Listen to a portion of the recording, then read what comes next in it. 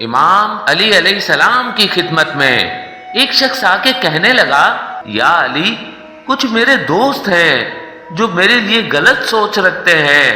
میں بار بار ان کی مدد کرنا چاہتا ہوں، لیکن وہ لوگوں کی باتوں پہ یقین کر کے مجھے ہی برا سمجھتے ہیں۔ اب میں کیا کروں؟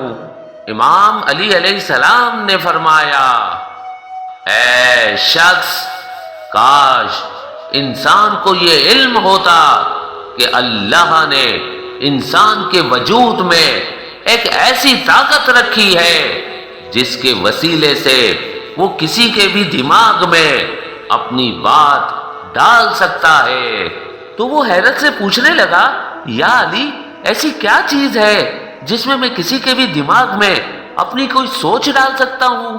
امام علی علیہ السلام نے فرمایا، انسان کے دماغ کا اختیار صرف انسان کے جسم میں نہیں بلکہ پوری کائنات پہ ہے، لیکن افسوس تو یہ ہے کہ انسان اپنی محدود زندگی اور اپنی خواہشات میں اپنے آپ کو اتنا مصروف کر کے بیٹھا ہے کہ وہ اس دماغ سے فائدہ اٹھانا نہیں جانتا۔ تو اس نے کہا، یا علی، میں کیسے اپنے دوستوں کے دماغ میں اپنے لیے اچھی سوچ ڈالوں؟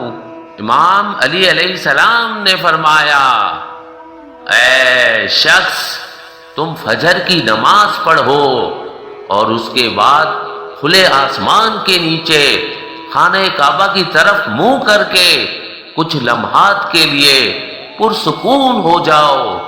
جب نہ تمہارے ماضی کی یادیں اور نہ مستقبل کی فکر ہو، تو اس وقت تم اپنی آنکھیں بند کر کے اس کائنات کی حرکت کو محسوس کرو، اور پھر اس کائنات کی جس خلقت کے بارے میں سوچنا چاہتے ہو اس کو غور و فکر کے ساتھ اپنے سامنے رکھو، اور پھر ہلکی آواز میں وہ کہو جو تم اس کے دماغ میں ڈالنا چاہتے ہو۔